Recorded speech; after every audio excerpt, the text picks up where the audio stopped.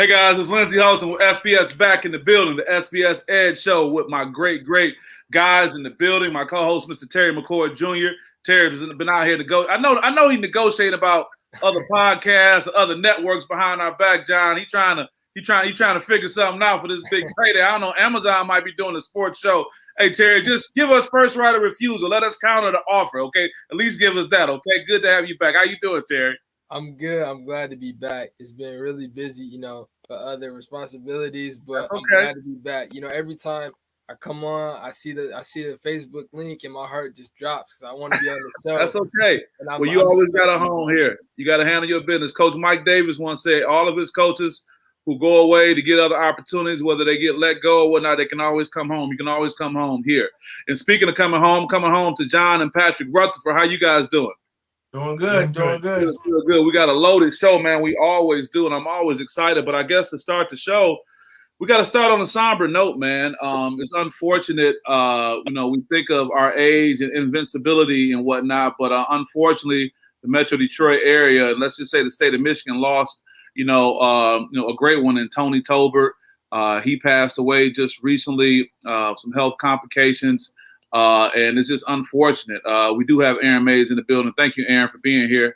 I was talking to your twin brother, Patrick, about your top 5 dead or alive. We'll talk about that later. But, yeah, man, it's unfortunate. He had played at DePorres High School. Shout out to DePorres High School. I used to go over there and get it in and get my workout in over there with those guys. He went on to the University of Michigan and finished his college career at the University of Detroit. I didn't know him personally per se. His number was not in my phone. However, we would always speak.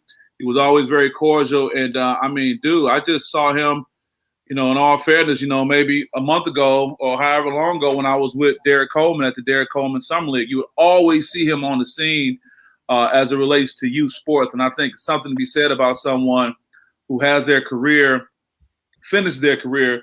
But if you still see him in the building, man, that means they still got love for the game. And let's be honest, the game still got love for them because the people receive him. He was always working with young people. And from what I saw with the comments and the messages on social media, that he was a funny dude, funny guy. Terry, I know you weren't as familiar with him, so I'm just really going to jump to maybe John and Patrick. Patrick, I don't know about your familiarity with Tony, so I'll let you talk about that. And I'll let John give us some references too. So, again, RIP to Tony Tolbert. Do you have anything you want to share about that? Yeah, rest in peace to a really nice guy. I sat down and watched many hours of basketball with him. Really? Yeah. He was one of the assistant coaches at Northwestern for a while. So, the girls and boys play on the same time, basically all the time, same day and back to back and stuff like that. And I would sit next to him and, me and my dad would sit next to him and we talk basketball at Northwestern many a nights. So unbeknownst to me, you guys definitely had a personal relationship with him. Yeah, I knew him, and during basketball season, I'd see him on a daily basis. And then to say that he's doing the film thing. He was at Northwestern for probably 3 years. And there's something to be said because all coaches don't cut into the film. And if you guys are having that film experience, John, what was your experience like? And give me your take on so we can get a better idea of the impact. I knew he was the man. I mean, I knew as a young player, Tony Tolbert was the man. I mean, he was the standard at the time of what a great player was, and I knew that without a doubt. He was held in high regard. So give me your scouting take and talk about him, the type of player he was, to be going on to Michigan at the time and to be able to transition to UAD to finish his career. Just give us some feedback on that, if you would, John. Well, back in the day when Tony was in high school, Eddie Rachel built a friggin' just a powerhouse at the Pours. I mean, they had so many good players and were so good. And, one of the few schools that beat the PSL in Operation Friendship. But Tony was one of those guys that came out of the Pours and was, a lot of people think that if he hadn't tore his ACL his senior year, he would have won Mr. Basketball. He was averaging like 40 his senior year. He had been, all-state as a junior and was a highly regarded player. And he was a good, he was a basketball guy. I mean, he loved the game of basketball and he loved being around it. And to watch him work, when he was at Detroit Northwestern, they were good. They were one of the only schools that had neighborhood kids. The rest of the schools had all gone Southfield and across town, and Northwestern had neighborhood kids. And I'm going to tell you something. They weren't big, but man, I'm going to tell you what, they could go. I mean, sometimes they'd have 5 guards on the floor, and Wow. they came within 1 second in a baseline out of bounds play of winning the PSL, and played in some of the great Class B district and regional games when Tony was there. But Tony was a basketball guy. He loved the game. And I'm going to tell you, you want to talk about a player. And the thing that I really remember about Tony is that, he went to Michigan at the wrong time. That might have not been the best place for him to go, okay? Because, the Fab Five was coming to fruition. And I'm really happy that he went to UAD and he got to play for Perry. And he, he's got, if you look in the record books at UAD, Tony Tolbert's going to be there for a long time. Yeah. I mean, prolific scorer, nice guy. I want to say, I knew he used to bring when he coached at Northwestern, he used to bring his teenage kids with him. He had a daughter and a son. And I got to know them and talk to them. And,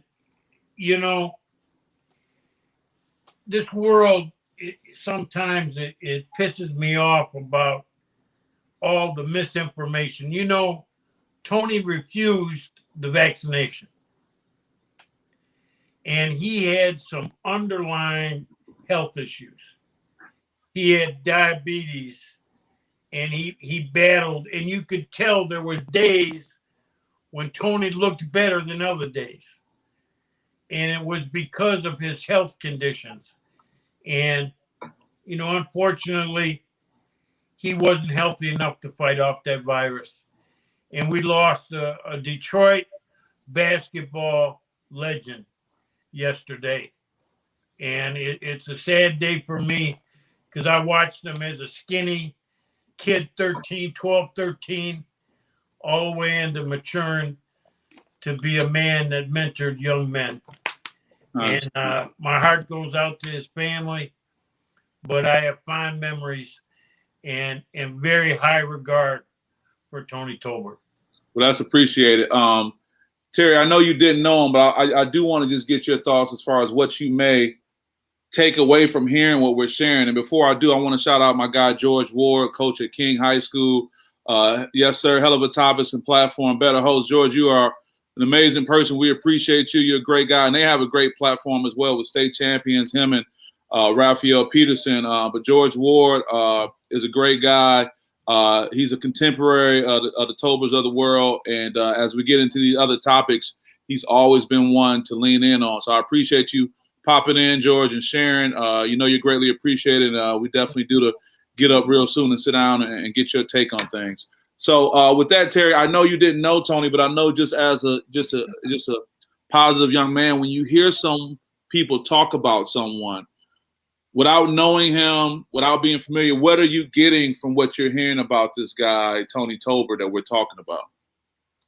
Nothing but a genuine guy. I mean, there's not much you can really ask for when a guy, decides to come back home and open doors for other people. I mean, that's very important in a place where we all know resources can be limited. He knew then a lot of these kids just need a chance, just need somebody to pick them up, just need someone to give them some advice, you know, and realizing that it's more than just basketball. I mean, he's done his fair share, done his time playing hoop, but he realized that, you know, these are people that, you know, need to see somebody that has made it, so then it gives them the chance to make it. And I'm sure he preached that a lot, you know, that there's more than just basketball, but also handle your business on the court. I mean, a lot of times that's people's gateway to get up out of the situation they're in, and just seeing somebody that has done that is always cool to see. And then just for him to be like a guy just living with you and just being genuine, like people say he was funny. Like, I think a lot of times athletes forget, like, just be yourself, be a person. And when you lose somebody that just understands all of that put together, you know, handling your business on the court, handling your business off the court, giving back, community first. When you lose somebody like that, that's a part of your community, it's always a huge loss. You know, I'm kind of sad I didn't get to meet him, because a genuine basketball guy, everybody loves a basketball head, but also love his community first. So it's always hard to lose somebody like that in such a good city. Yeah, I can appreciate that, Terry. And I'll just say this as we get ready to transition, and rest in peace to Tony Tolbert. It's amazing that to bring this topic up, and the Rutherford men can sit and say, oh, yeah, we used to, you know, kick it with him when he came over and did this. And I'm like, oh, yeah, I used to see him over here. It's just amazing how many people we can touch. And more importantly, we don't know when our last day will be. Yeah, so that kind of inspires me a little bit more. And I appreciate the George Wards of the world, people I respect who can come on and have a word to say, who they have influence as well. We don't know when our last moment will be. So let us just keep going forward and trying to put the best foot forward, you know, because not to be morbid or anything, the question is, what will people say about you when you transition? And I put that to our listeners and everyone. So again, I'll put his image up, gone, but definitely not forgotten. RIP to Tony Tolbert. And see, he came back in the day too. You can't see the bottom part. This is when they would wear, the shorts weren't too short. You had the ankle length socks, like the airs they had on. That was my era, baby. That was my era right there, man. I love that, man. So The white man can't jump era. yeah, a little Rex Chapman action. You know what I'm saying? What was going on like that? You got it. So with that, gone but not forgotten. And then there's some work in place that we'll talk about at a later date that hopefully we can do some acknowledgement for him to keep his name and his legacy going forward. And I thank everyone who got in on that. But RIP to Tony Tolbert. We'll move on to our next topic at this time. And John, I want to thank you for that. John, be on it, man. He's like, hey, man, something to talk about.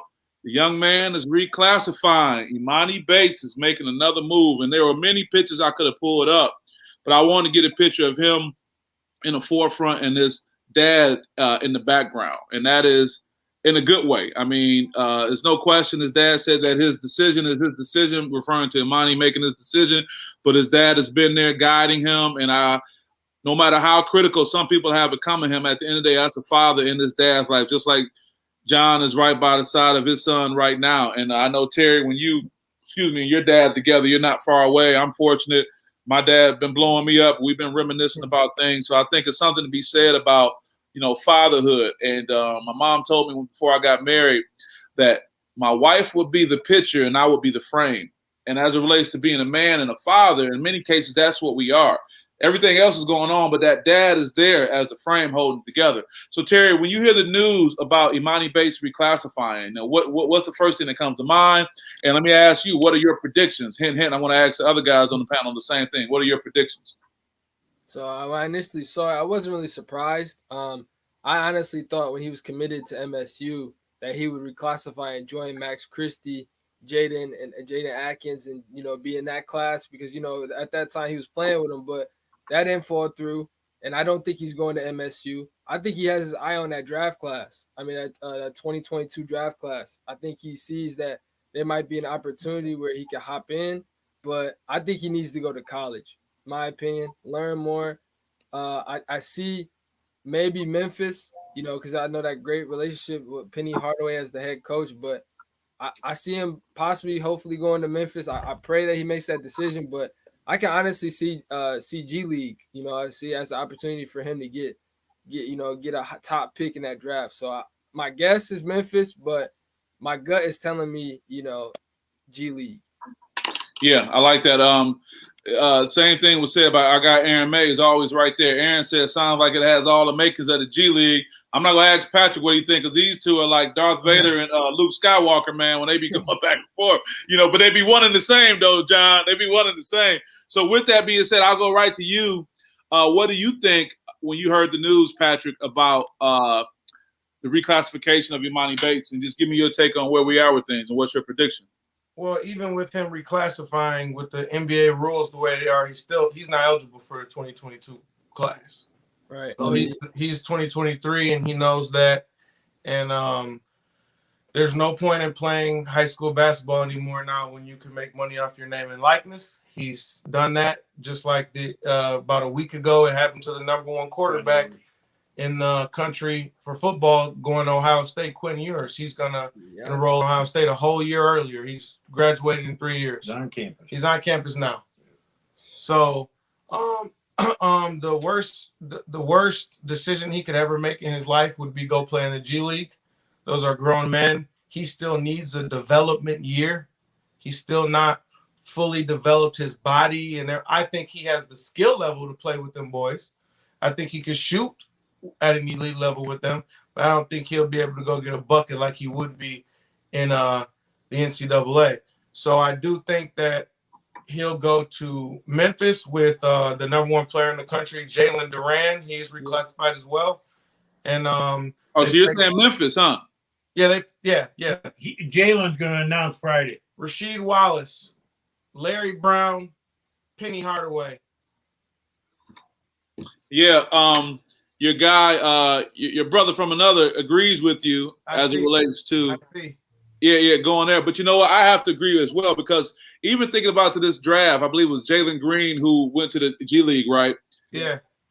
To see the explosiveness of a player like that, yeah, I just can't see Emoni matching up with a kid like that. And Jalen Green may be one of the million type kid, but I agree with you as far as that development that's going to be important. And oh my goodness, what Memphis would do to I think at a skill level, Emoni Bates' skill level was better than Jalen Green's. But as a developed player, like he just ahead of his the physical part and what they can pour to. Now I wonder if you look at the schools that were mentioned before I get to you, John, if you look at the schools that was mentioned, we kind of like covered the country. We got Michigan State, we got the northern part, we got then we have the lower part and being Memphis, the southern area, I should say. Then you go as far west as you can. You're going all the way out to Oregon. Yeah. So it's like, he's trying not to show us. I got Coach Nate Lott from Weberville chiming in. What does he say? Emoni's going to be great, but don't rush it, young bud. Experience life. You're right. But Nate, they're trying to get that bag, Nate. Thanks for checking in, Nate. I hope you're doing okay, and good luck to your Weberville team this season coming up. But I appreciate you checking in. Yeah, man. So that's interesting. When you talk about that lineup over there with Memphis, I don't know what kind of text message you got in your phone, John. Who done blew you up and gave you the heads up, John? Tell us what's going on, man. What's happening here? Well, Rasheed hasn't been hired yet, but I think he will be. I think it's a matter of. I heard this morning that it's. Penny Hardaway working out some details, but it looks like Rasheed Wallace is going to leave his high school job in North Carolina and go join Penny Hardaway and Larry Brown. Let me stop you for 1 second, John. 1 second. My wartime consigliere, Rod Wilson, he educated me. He said Oregon because of Nike. That's what makes Oregon attractive. They're all three of those schools are Nike schools, though. Yeah, but he want to go in a supply room and just be able to just be in a supply room, get everything in there, and get the new bodies coming out. And then also, John, he said, and Aaron is agreeing, Bates needs to develop physically and mentally.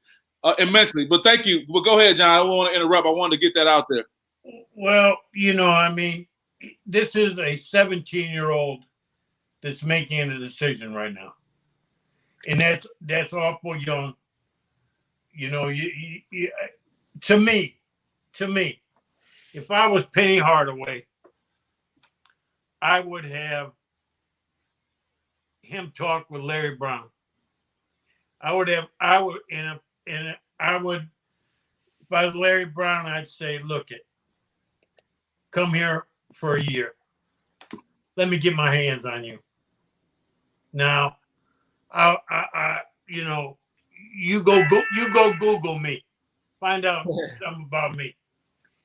And I think he needs to develop. I agree with Patrick. I agree with Terry. I think that there's enough money out there that he can make. I understand that he's hired somebody that they've hired somebody that is going to help him with the social media.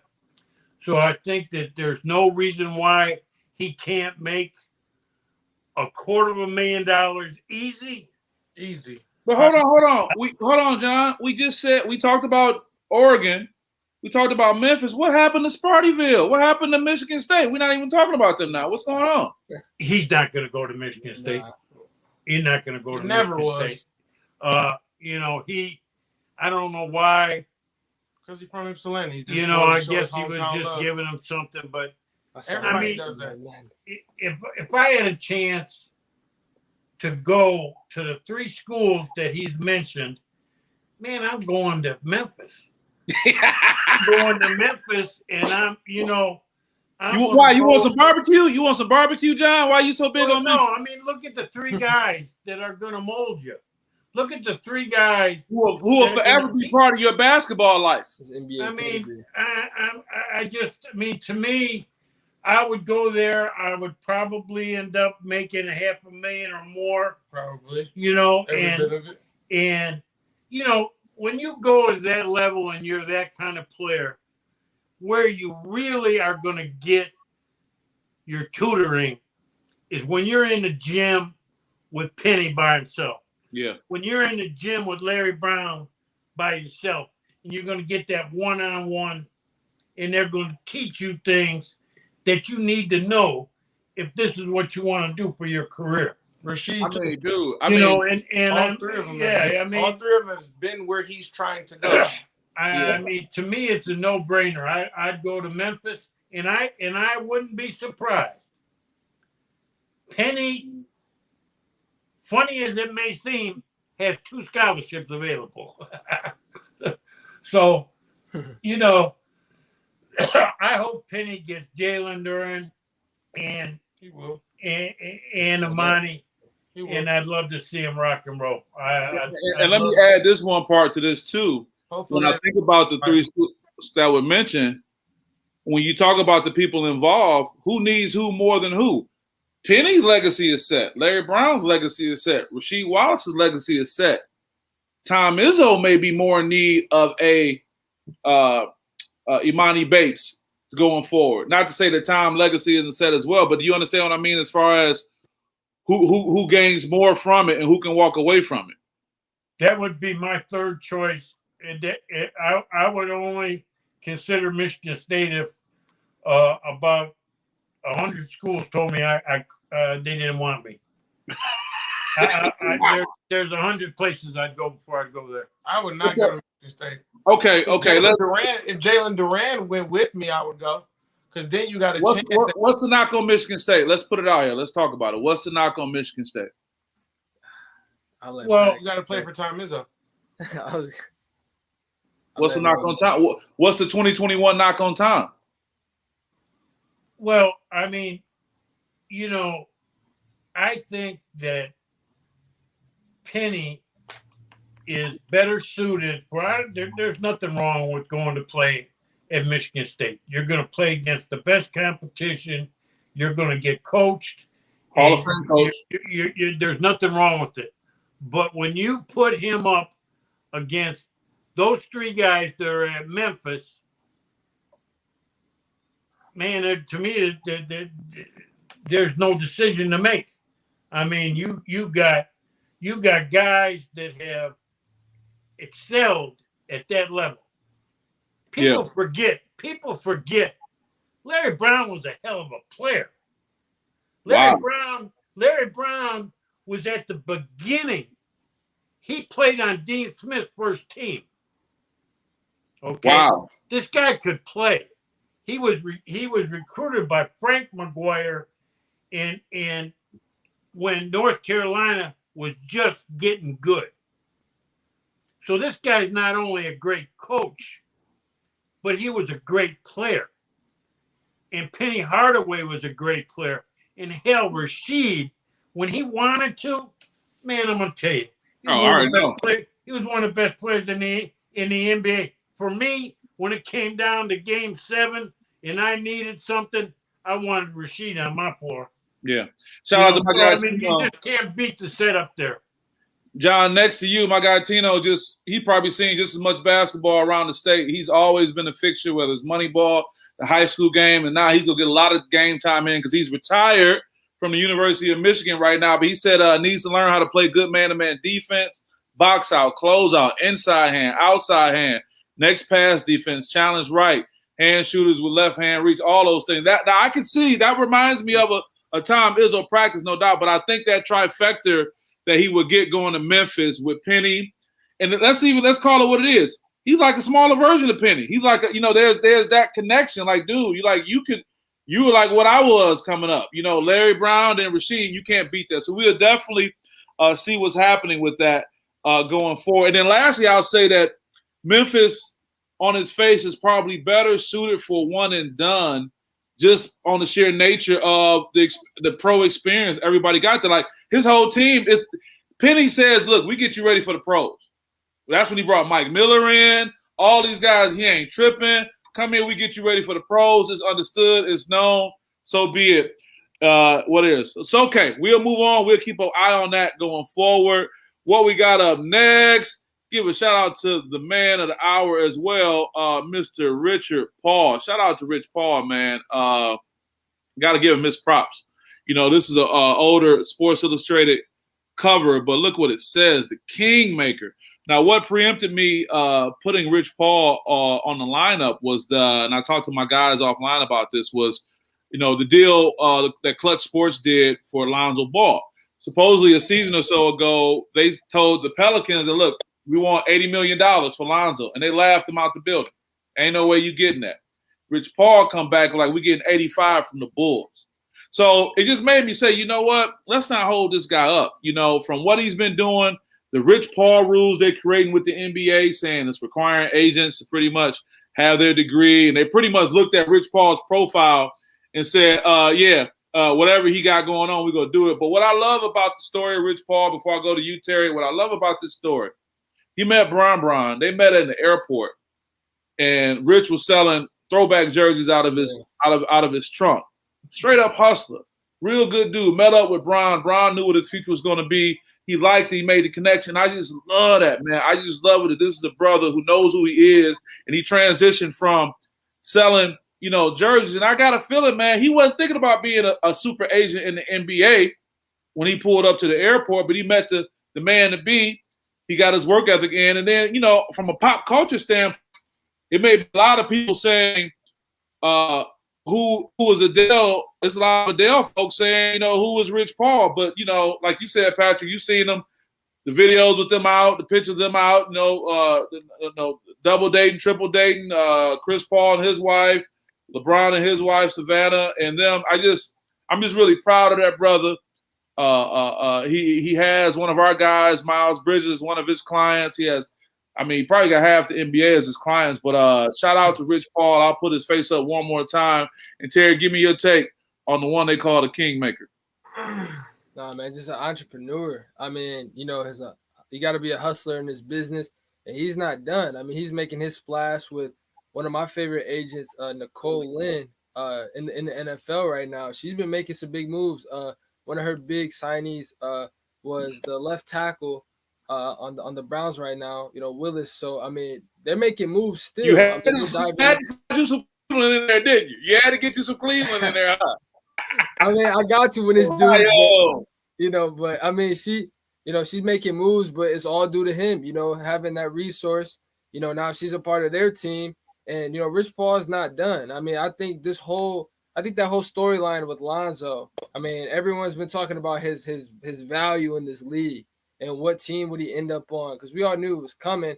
But the funny thing is about this is that now the Pelicans have a choice to match that offer. If not, because I thought the Pelicans in this whole scenario, I was following up with it, they felt like they had the leverage because they didn't feel like anyone would be willing to pay Lonzo what he was asking for.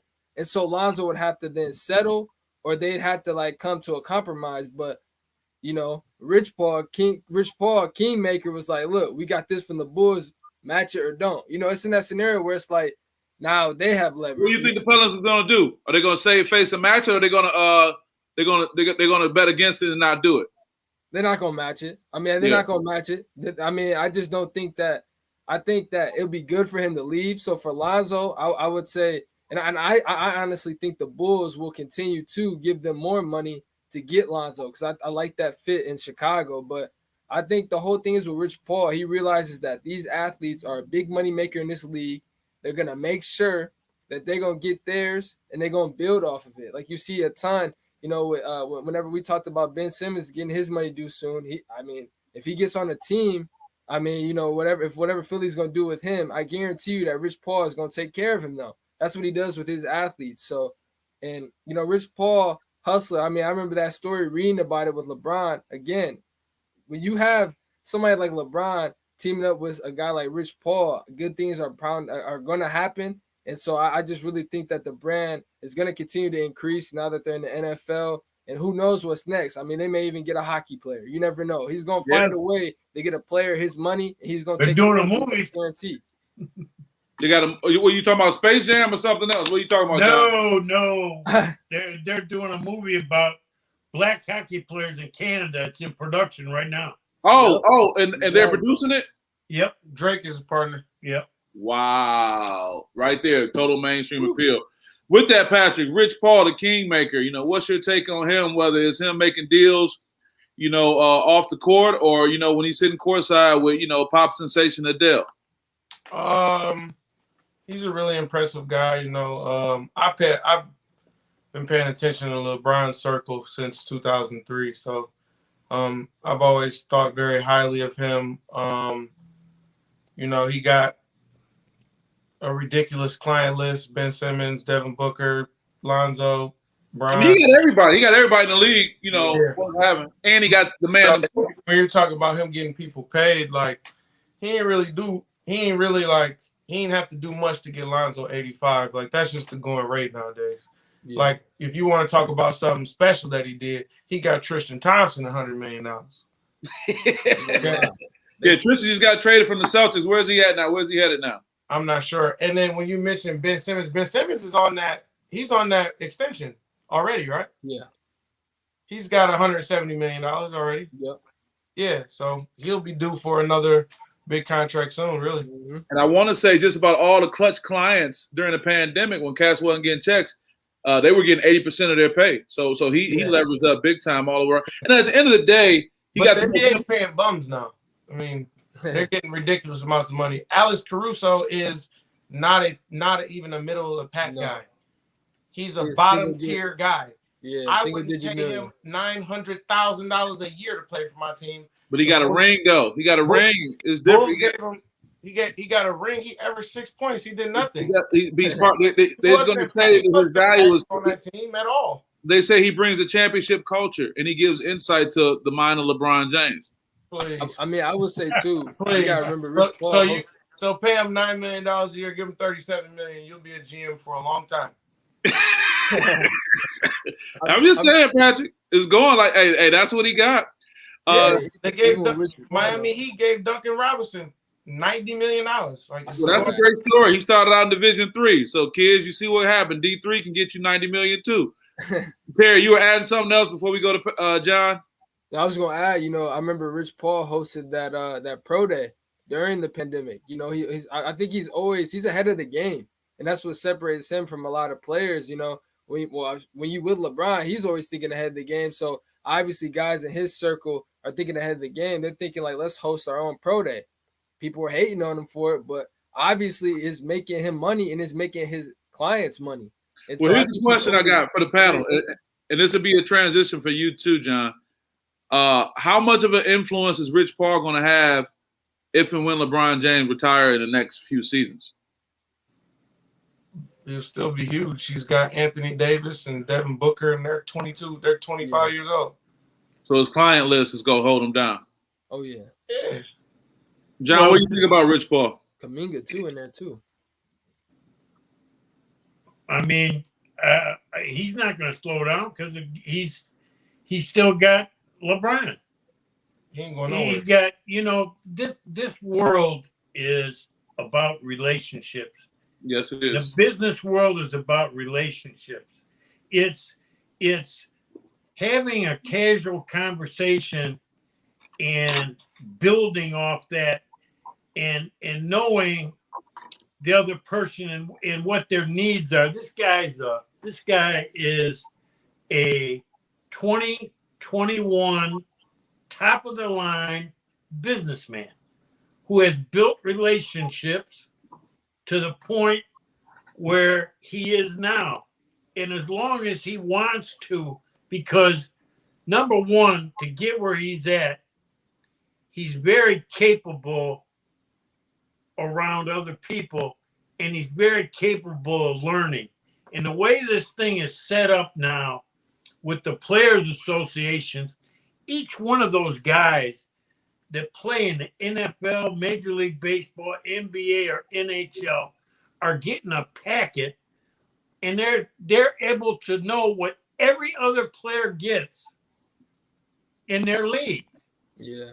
And so he's got that information. He's got the relationships. And the story of him is phenomenal. And I want to end it on one thing. Man, I'm going to tell you something. LeBron James is a great human being. Forget about his basketball, okay? To include, bring in people around him that might not have had that opportunity. This man has made people inclusive with him. He's brought them in. And I tell you what, I think to me, that means more to me than his basketball skills do. I get it. I tip my head off because this is a genuine, big time human being right here. The most influential agent in sports right now would not have gotten a chance to be that under any other circumstances. They would have gave him every reason to say no, turn him away, no. And this man is making it happen. We're going to take a break right now, and we come back. We're going to talk about the new Lakers, top 5 forwards that are alive, power forwards that is, Pac-12, a Big 12 merger, as well as my guy Mel Tucker and his recruitment wins. So we're going to take a break. But before we go, I do want to thank the Horatio Williams Foundation for all their support. Horatio's done a great job in supporting us and making things happen. Dick's Sporting Goods as well, and Gilead Sciences. And we're going to be taken to our break by Team Michigan. Shout out to Orlando Watkins, who couldn't be with us. We're going to talk about a little basketball.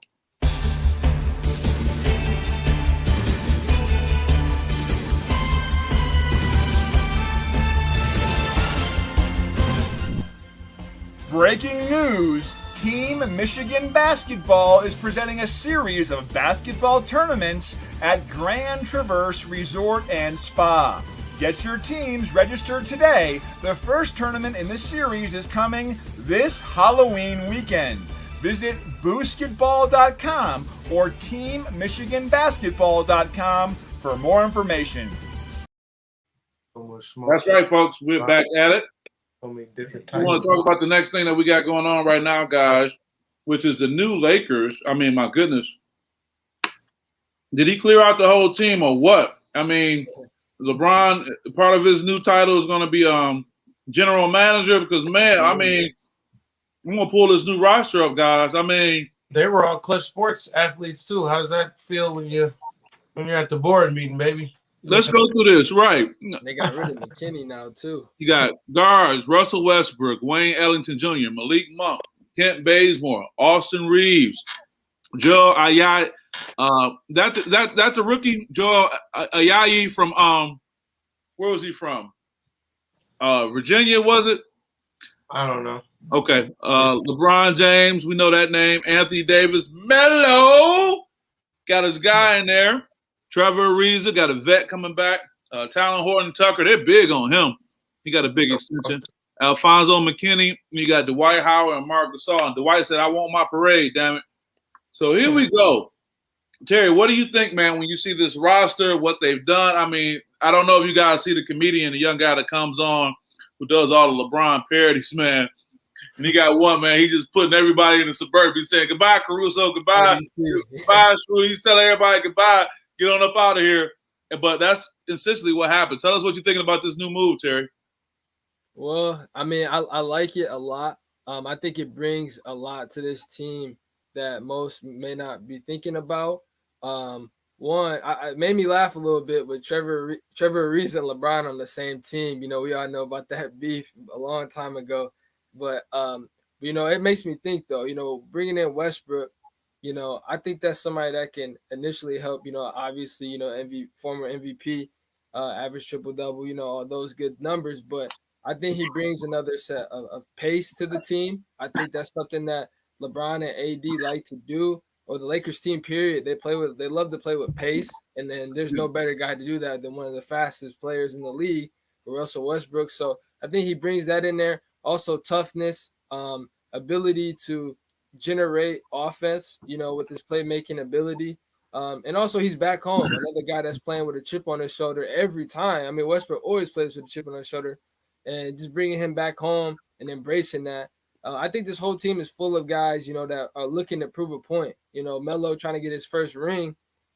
LeBron coming off this season. You saw what he tweeted about. You know, he said, keep that same energy, playing with a chip on his shoulder. AD coming off, you know, injuries after injury. You know, a lot of people are starting to doubt, is he able to, you know, is he the piece that the Lakers need? Trade him, get Damian Lillard. You know, a lot of this crazy talk that definitely that fuels you, you know, to play at your best ball. So even though they are the oldest, I think that does, you know, I think it's necessary to talk about, but don't overthink. I mean, I think people are talking about it because, you know, if this year doesn't, you know, end up the way they want it, because they're in win now mode. So if this year doesn't win, if they don't win this year, you know, people are going to start saying, are they running out of time? You know, what's going on? But I think that's why they're talking about it a lot, because the Nets are in the same boat where they have a lot of older players as well. But I do think that with the experience and what they're bringing in, they're being really smart with it. Like guys like Malik Monk, who had a really good games last year, but guys just bring some explosiveness to the team and really just play with good pace. I think they've been making some really great moves and not giving Dennis Schroeder any kind of crazy money that he's been asking for. Do not pay that man. Let him walk. That's all I got to say. Well, my only concern, one thing, they changed all the players. My question to Patrick and John, as well as you, Terry, is like, why not change the coach? But that's another conversation. But this was my only concern when I saw that new roster. Remember this?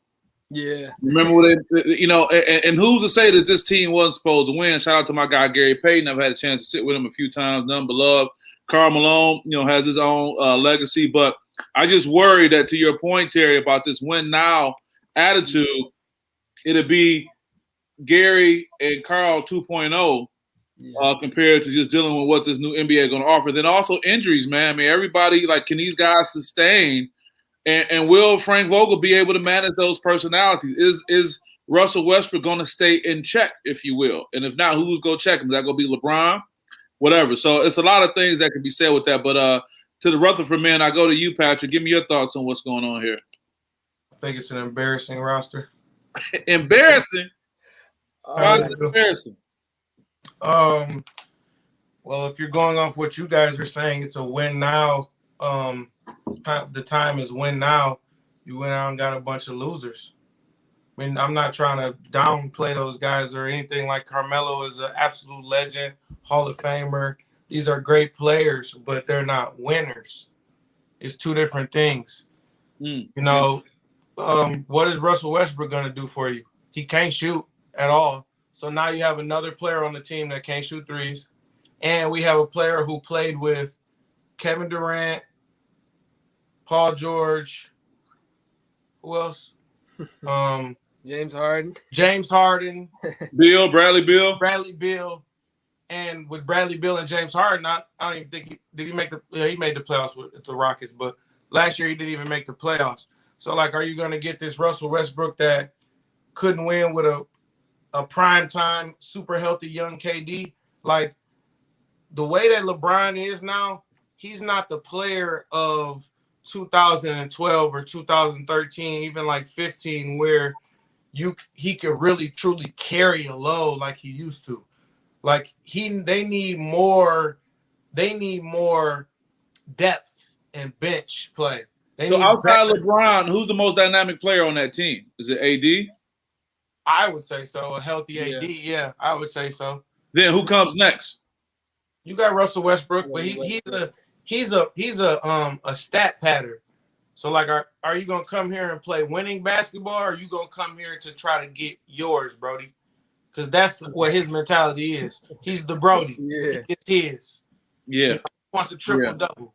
Well, a triple double doesn't necessarily transition to wins because you averaged a triple double last year and didn't even make the playoffs, my guy. Well, let's get beyond wins. We're talking about a chip, because even wins is one thing. The chip.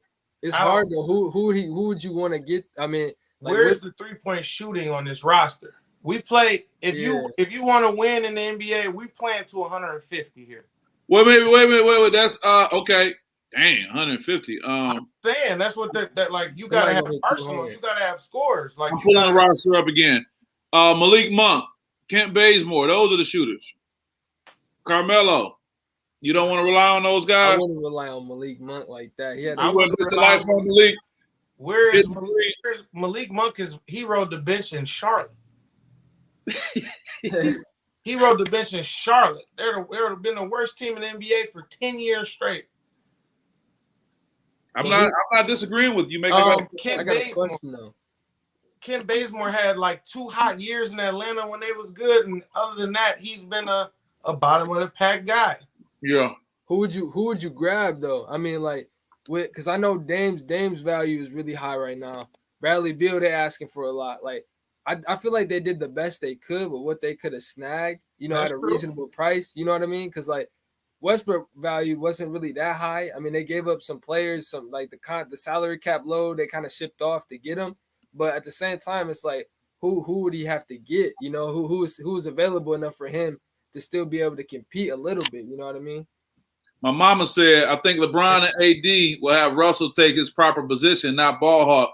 Mama, I hope so, but somebody got to go upside his head. It might have to be Melo. Somebody got to be. The question is, who's gonna be most likely to choke Russell Westbrook out in the locker room? It got to be somebody. Somebody got to be ready to go at him. That doesn't happen in LeBron James locker rooms. You don't have those type of issues. LeBron handles all that type of stuff. He's a phenomenal personality controller. But we're dealing with, almost abnormal personality in Russell Westbrook. There's been a lot of abnormal personalities that LeBron's had to deal with. Who can you remind me? Compare somebody to Russell Westbrook's gregarious personality. J.R. Smith, Lance Stevenson. That was his man, though. That was his man. Kyrie up there. Oh, Kyrie's up there. Kyrie's up there. Kyrie, that whole team that he won a championship with had knuckleheads all over the bench. He's played with Michael Beasley a lot of his career. Yeah, that's true. I would have rather had him than Kent Bazemore.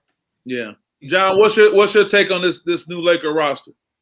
Well, first of all, there's a regular season play and there's playoffs. The offs. And they're going to play 82 games. And first of all, LeBron is in a conversation with any player that comes in and plays on that team. If the general manager or the head coach called him up after the fact, they'd be looking for a job. Yeah. Okay. He's getting a phone call before they do what they do. So Terry brings up a good point. What did they have available? What money did they have available? Where were they going to go? Now, let's get to Carmelo Anthony. Let's get to Russell Westbrook. Russell Westbrook is going to be home in LA, and he's going to be on his best behavior, and he's going to try like hell to get them a ring. And how they develop during the season and how they manage these minutes for these guys so they're at peak when it comes time to play for the money. So load management on steroids. You know, I mean, hey, look at you know what? This is not the first time in NBA history that you got a team that you look and say is old. Okay. No. Yeah. I mean, That's won a championship, though. I've seen Knicks do it. The Spurs just a few years ago. That's right. You know, Very so old. I mean, you know, how healthy do they get when it comes time for the money? And really quick, we saw a young Phoenix team not win. Right. Yeah. Age has nothing to do with it. It's the players. They're all bottom of the pack guys besides the older guys that are really on their way out. I mean, Carmelo's not going to give you 20 a night. he doesn't have to. You know, it's what can he give you a quarter? Can he give you a quarter and a half in the money game? And can he give you a big shot? You have They're to gonna be in there. They're gonna be in the playoffs for sure. You have to get to the money game. Right. LeBron's not 25 anymore, guys. He's not. You don't think they're gonna get to the playoffs though, or the money game, like as in like, yeah, like how, they should be able to make the playoffs, but where do you see them seated at? low, I say low, 4 6 or to 8. 5. We don't know. 4 or 5, really. But I mean, all of the best teams this year have go-to scorers, have primetime scores. They have none. They have no primetime scorer on the team unless AD is healthy. Okay. I was about to Unless say. AD is healthy, he's the only one that's going to give you 30. You got one player that's going to give you 30. And in the NBA, that hasn't been working for about 10 years now. They need 2 to 3 guys that are going for 30 a night. Well, we're going to see. Well, we're going to keep an eye on these Lakers. We're going to keep it moving. We're going to do a little historical check right here. We're going to talk about the top 5 forwards, power forwards, that is, dead or alive.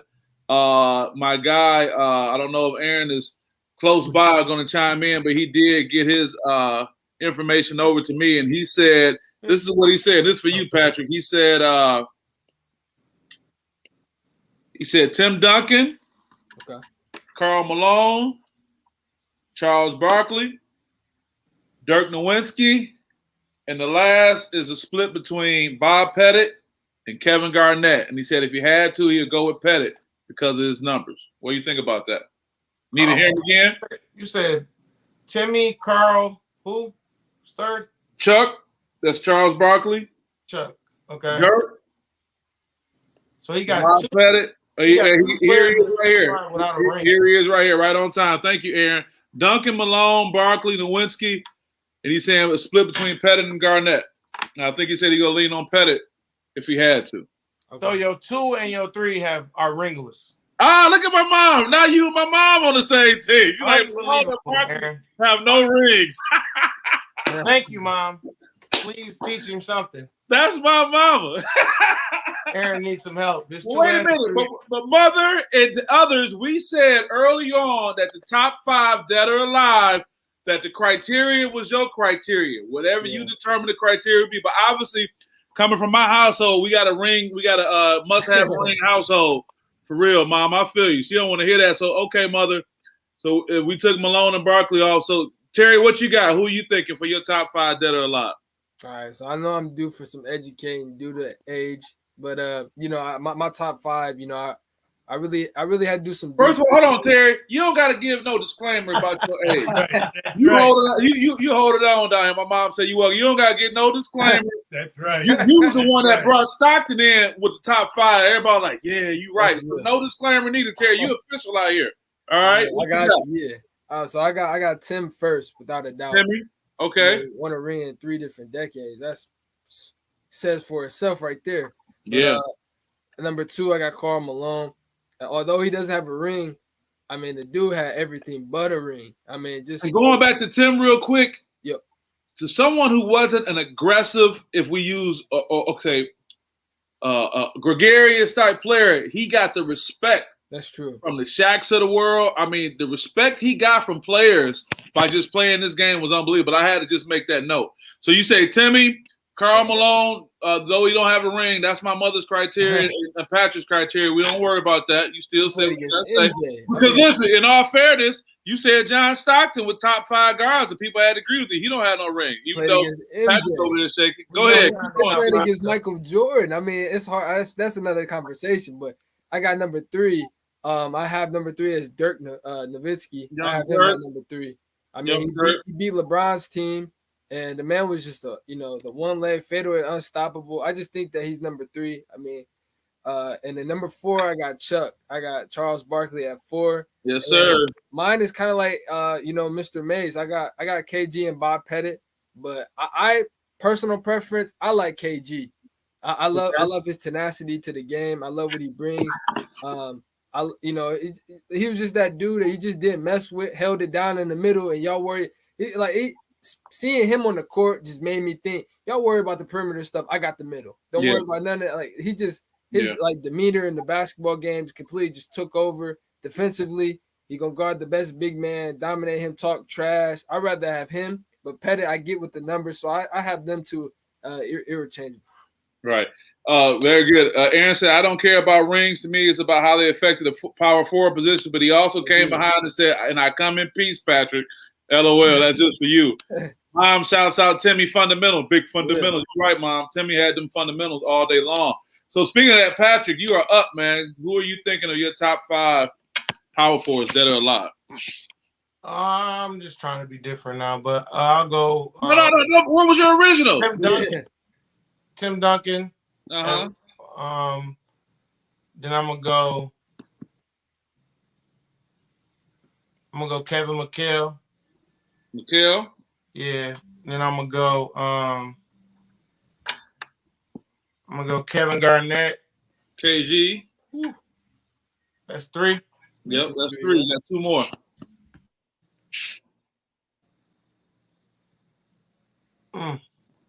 It's tough. I'm trying to keep. You were being different. So was it an original 5 you were going with that you don't want to go with now based on what's been said? Yeah, I don't really want to put Charles Barkley deserved to be in the top 5 because he was one of the greatest players ever, but he didn't win, so I was trying to just keep him out of there. But somehow you're drawn to say his name, though. He played against MJ. He played against. So Charles Barkley is one of the few players next to Karl Malone that, although they are ringless, their name still. Yeah, my original would be Timmy, Dirk, Karl Malone, Charles Barkley, Kevin McHale. But because because Malone and Barkley don't have a rings, we'll put it this way. Arguable, because it's really arguable that Kevin Garnett was better than Karl Malone. I mean, he played in the system and they won a lot of games and they fed him the rock all day long. But so what makes Karl Malone so great? There was seasons he get a lot of credit because he went to the finals and stuff like that. But he's the second leading scorer in the history of the NBA. That's true. There were seasons where they didn't make the playoffs. Yeah. They had seasons in Utah when they didn't make the playoffs or they lost in the first round and he had a lot of unsuccess when it came to the postseason. Yeah, you got that. Before we go to our next break, we'll get you, John. Do you want to share your top 5? Well, I mean, you got. I agree with Tim Duncan and Dirk changed the position some with what do you call them? Stretch 4. Mm-hmm. There's one name that is being left out. What we forget? That really, really, Dave DeBusschere is a kid from the side of Detroit. Yeah. Okay. And when they had the 50th anniversary of the NBA, 50 top players, was named in the top 50 players in the history of the game. Okay. He's got 2 rings with the Knicks. He's the player coach of the Pistons while being a starting pitcher for the Chicago White Sox at the same time. Wow. Why is his name left out of history, John? Why do we not talk about him? And he gets talked about a lot because he's old and he played in the 60s and the 70s, but he's a East Side kid, played at Austin High School, played at UAD, was an All-American at UAD. And, he was a great player and mentioned, like I said, one of the top 50 players in the NBA and at their 50th anniversary.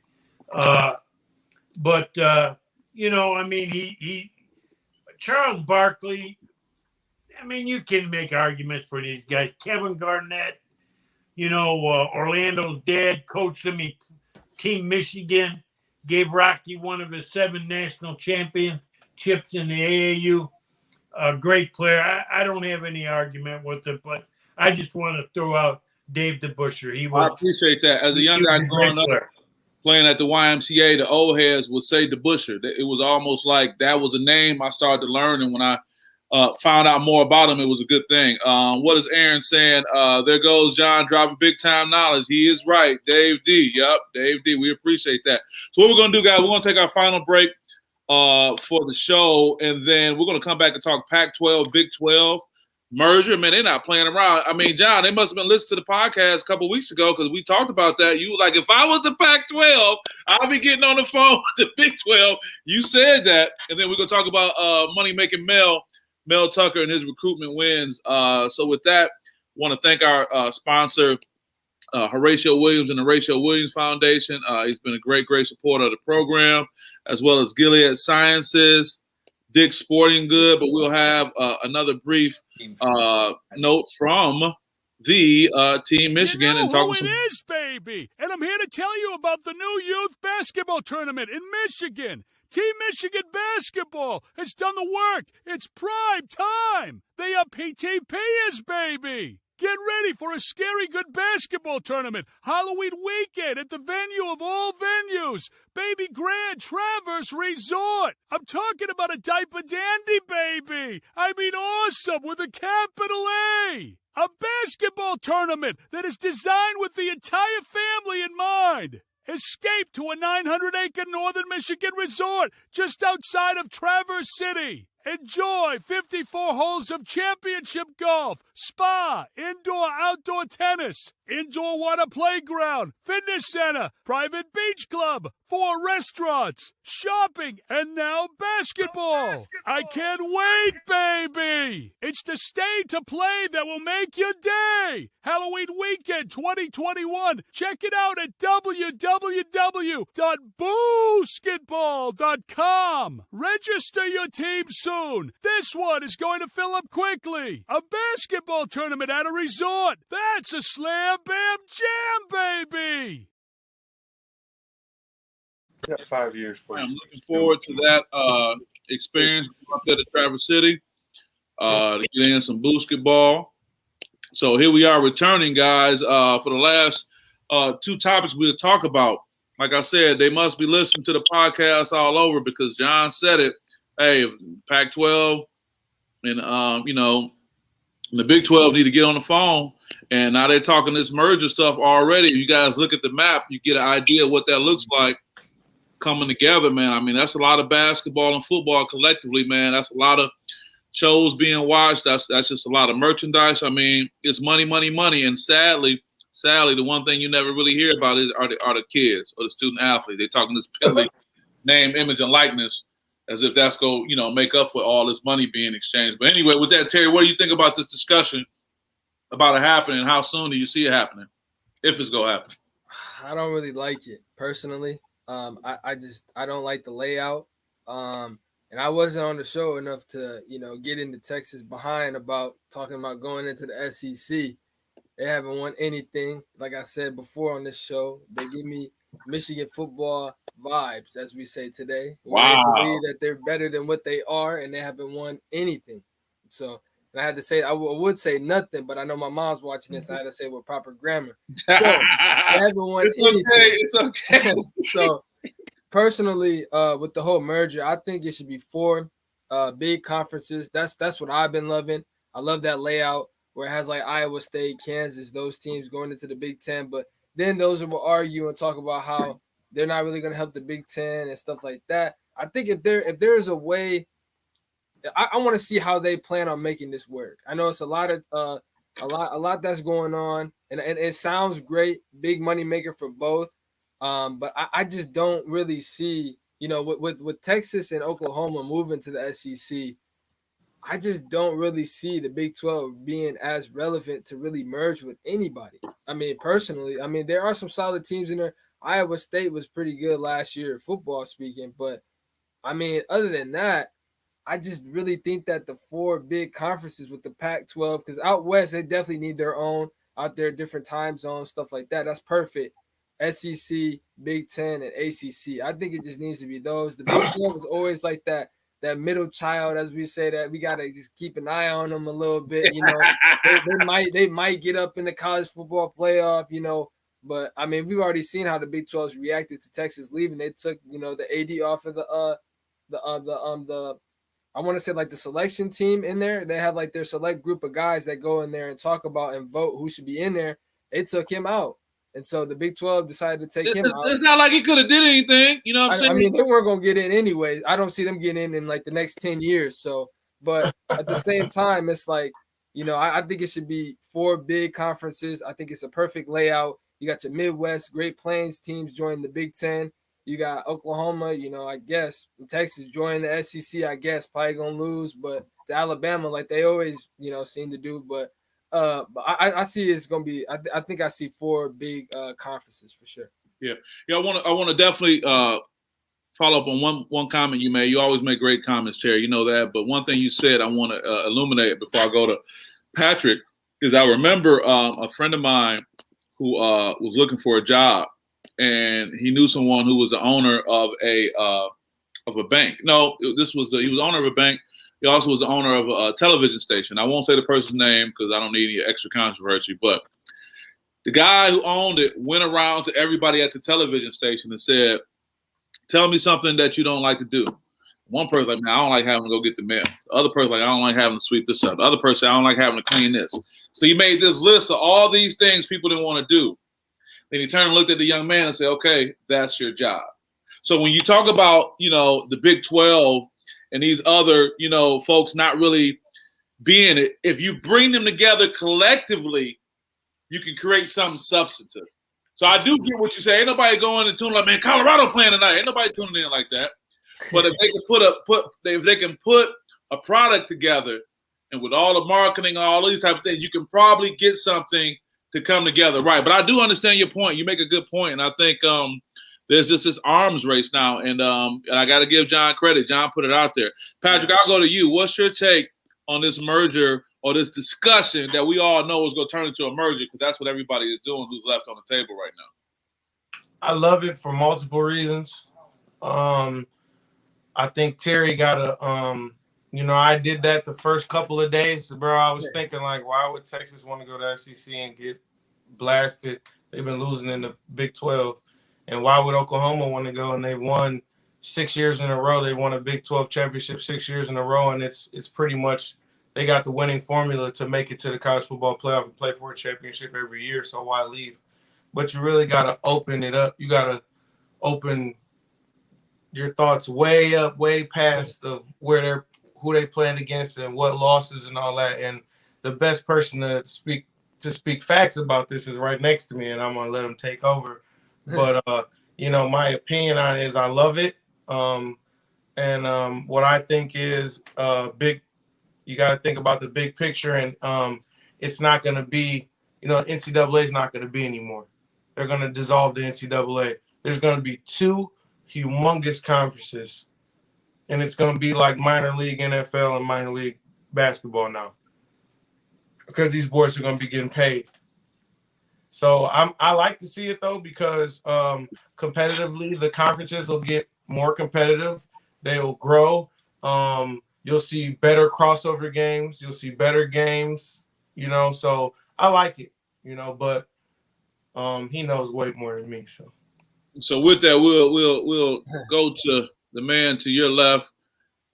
John, what's your take? You put it out there a while ago. It's coming to fruition with the conversation. You're not surprised. Tell me what you're thinking. Well, first of all, there's 2 meetings this week that took place that I had great interest in. Number Were you one, at the meetings? Were you at those meetings, John? Were you there? Well, Were you at the meeting? Listen, I get firsthand information on what goes down in those meetings. All right, Okay? awesome. But I know that the NCAA formed a commission to restructure who they are. Okay, they are being proactive because they see the tidal wave coming. Okay, the hurricane's only a few miles away, so they're restructuring themselves. They're figuring out how they can be relevant. Then the Pac-12 and the Big 12 met Tuesday. Athletic directors had a meeting on Tuesday. Now, what does this do? This would make the Pac-12, which would be then called the Pac-20 or the Super Pac-20, or whatever you want to name it, would be the only college conference in all 3 time zones. Yeah. Now, let's get to the real important stuff, okay? The Pac-12 has Seattle in the TV market, Denver, Los Angeles, San Francisco. Okay, they have 4 of the biggest TV markets. Repeat those again for me, please. Okay, you got Los Angeles, Right. Seattle, Denver, and San Francisco. and one other one. LA? No, I said LA already. Seattle, Denver. And then now, if you take in these 8 schools left in the Big 12, you add the Dallas market. Okay, so you have good television markets, and this guy that's the commissioner of the Pac-12 now has a TV background. I saw that. Is this the guy that came from? This is not the guy that came from. He used to be in the casinos too. Yeah, and he worked for Disney. Yep. Yeah, lights, camera, action, baby. So the Pac-12 has been kicked around lately, but I don't think this thing's over yet. I don't think this thing's over yet. I don't think that's a slam dunk. Now, here's the deal. There is money. What does the Big 12 do to Texas and Oklahoma? If they make them stay through 2025, they have signed this pact, this contract, where they have to pay $80 million if they leave. Okay? Wow. So, that's a big price tag. All right. Now, I said last week that ESPN could go in and buy the Longhorn Network for give them $55 million, which would take their share down to then they'd have to come up with 25 and fold it into the Southeast Conference. But I don't think it's done yet. I think what you're looking at, and interestingly, the third big thing that happened this week is ESPN and Disney sitting back and saying, let's shut this narrative down that we were responsible. Now, it's even gone all the way back to the former Big East commissioner, who is now the commissioner of the American Athletic Conference, retracting what he said when they broke up the Big East and sent those teams to the Atlantic Coast Conference. He's backtracking all the way to that time saying, ESPN had nothing to do with that. And when the guy stood in New York, and if he had a gun, he'd have shot everybody at ESPN. Okay? Wow. So ESPN and Disney has got they got the Ray Donovan out there. Yeah. Saying, let's squelch this right now. Squelch this stuff. Yeah. So they want to sit back and they want to throw the stone and then not show their hand. But I don't think it's over yet, because I want to tell you who the smartest guy was in anticipation of this. Was the former Big Ten commissioner, Jim Delaney. Jim Delaney. Now, the Big Ten contract, their next television contract is coming up in 2023. Now, everybody wanted them to sign a 12-year contract and a 10-year contract, and he said, oh, no, we're going to sign a 6-year contract. So the Big Ten has got some negotiating coming up in the next 2 years. How you feel about Kevin Warren leading that up? Well, you know, hey, listen, Kevin Warren's going to do fine because they collectively have put together, like he brings in Barry Alvarez to be a special, head of a special football committee now. So the Big Ten has played this smart because they make the most money. They got the most alumni. They got the biggest audience. Okay. Mm-hmm. You want to talk about television markets? How about the Big Ten?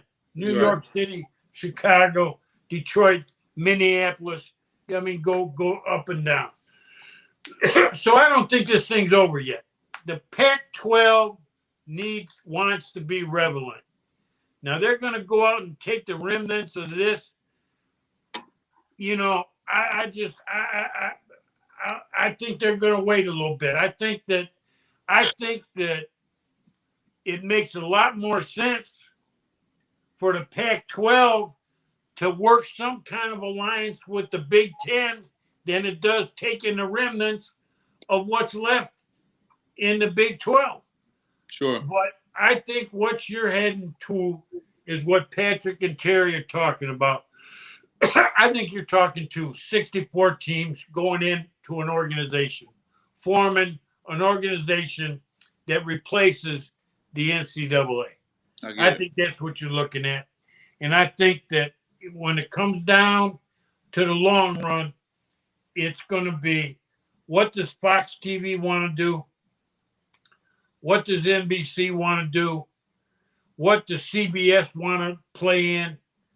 And, you know, CBS has been a big player in this thing with not only the Southeast Conference, but the NCAA tournament. And you see how they split that up with TBS and other partners to have this. So I think we're a long way from being finished. And I don't think that in the long run, the quick kick reaction to Texas and Oklahoma going to the Southeast Conference is the fix. Mm-hmm. I think it would be wrong to knee-jerk to this. Let them go. Let them go to the Southeast Conference. Let the Southeast Conference have their thing. But what you're looking at is they're going to have 64 teams. Who's in it? Who's going to be left out looking in? And you have 4 leagues, like Terry said, with 16 teams, and you're governed. You're going to have a football committee that runs it. You're going to have a basketball committee that runs it, and the rest of the sport they don't care about it. They care about what they can make on TV, and this is what all this comes down to is money. You know, they're talking about all these schools lost money in the pandemic year. Okay, losses ranging some Michigan State, I believe, lost $50 million. Okay, so they're all looking for revenue. Oh, and breaking news: Bill Beekman is out as he resigned this morning. But you know what? Alan Hallard should get that job. He's gonna stay at the university and work in another department. He's gonna stay on. His salary's gonna go from $750,000 to $375,000. He's gonna go to the alumni office somehow, some way. Is Alan Hallard gonna get that job? Who? Alan Hallard, who's the one who helped bring in Mel Tucker. He's been there for a long time. He's an associate AD right now. That's the name I'm putting out there. Or are they going to go and just try to pull somebody for someone else? I think that'd be disingenuous if somebody else gets that job. They Well, said maybe. They said maybe. Lindsay, you got to look at it this way. You need someone in there. Listen, this thing is so big now that an athletic director has got a staff that's unbelievable underneath them because they have so much responsibility and there's so much money involved.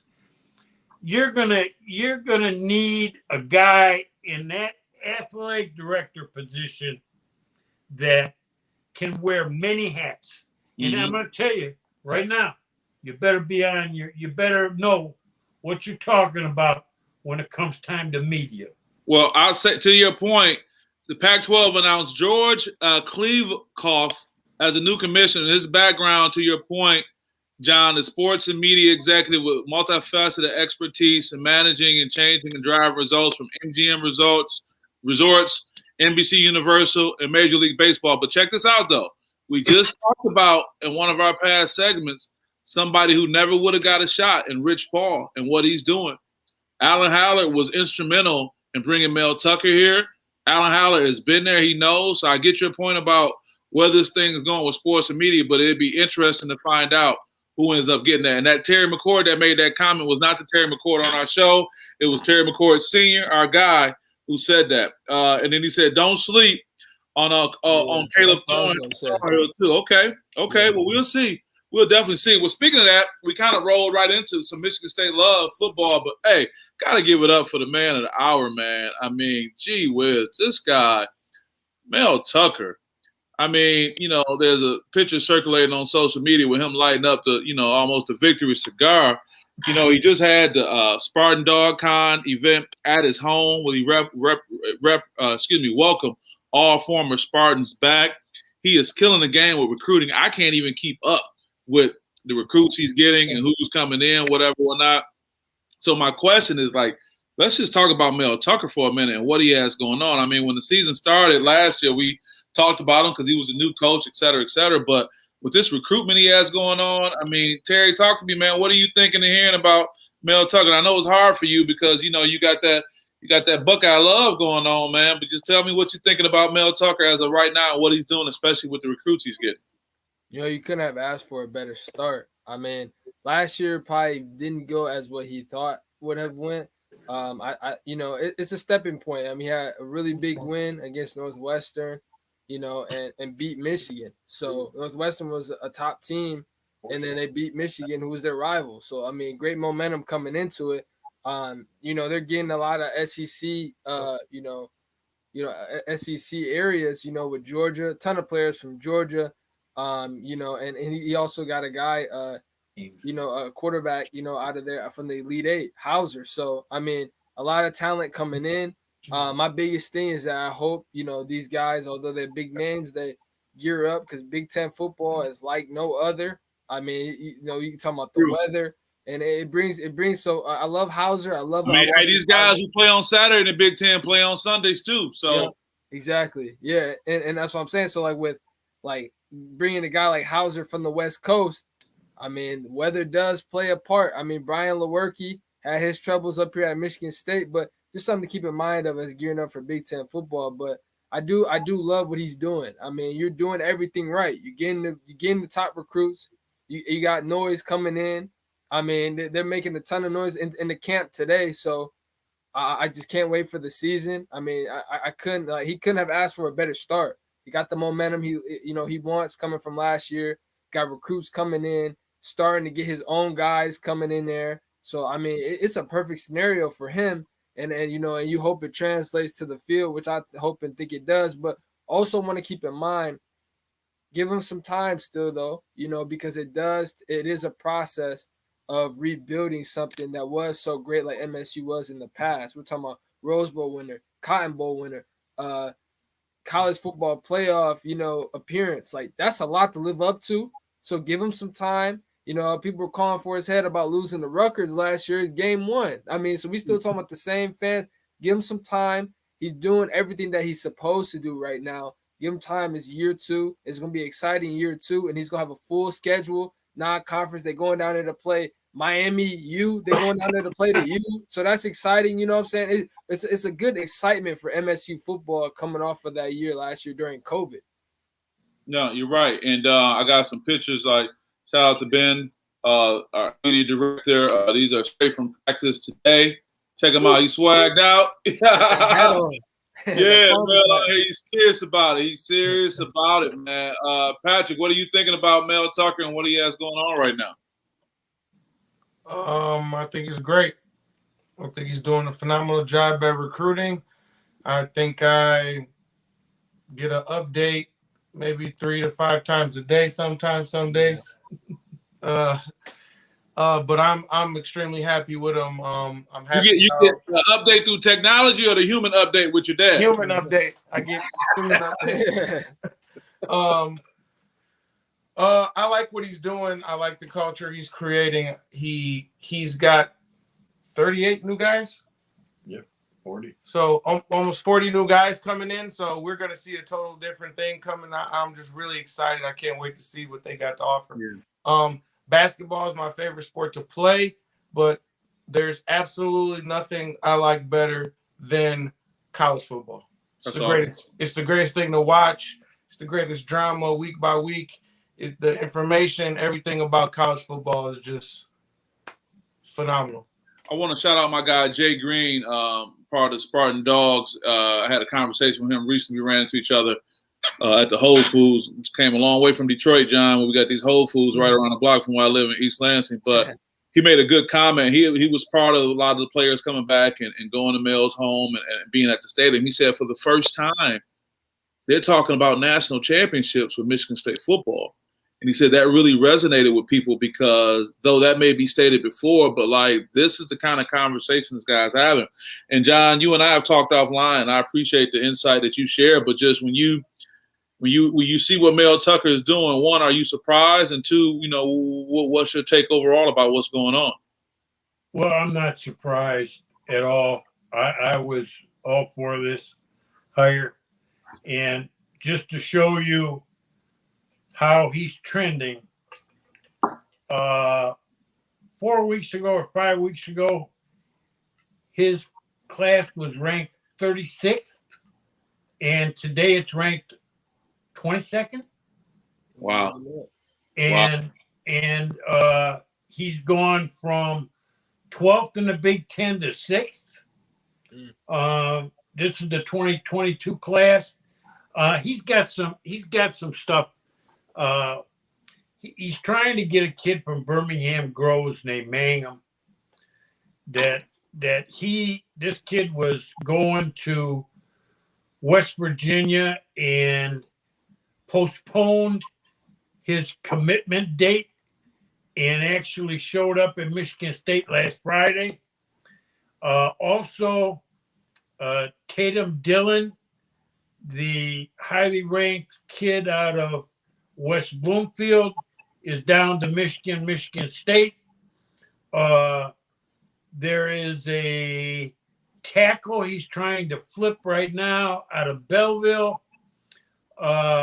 He's got about 5 or 6 spots left on the 2022 reel here, and I think he'll finish strong. He did lose a kid today from the Cleveland area that, for what reason, I have no idea, went to Pitt instead of Michigan State. He's an offensive tackle by the last name Bear.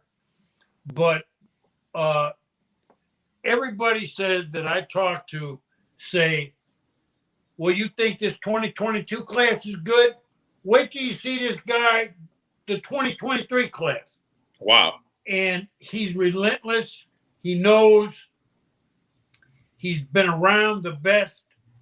And, he's going to bring in better talent every year. Obviously, when he was able to get these kids on campus in July, he's a closer, baby. He's a closer. He was pretty much, people were calling him the 3-star stud, and he kind of changed that a little bit in July with the number of 4-stars that he's brought in, but he's relentless, and I'm really anxious. And I think you can't find a better Friday night, September 3rd. They're going to have primetime game, and I'm not sure whether it's ABC or ESPN, but it's the primetime game opening up the Labor Day weekend, the first week. So they're going to have a spotlight right away. He's upgraded the talent. Look where those kids that transferred out went. And look at the schools that he got guys, the leagues he got guys coming in.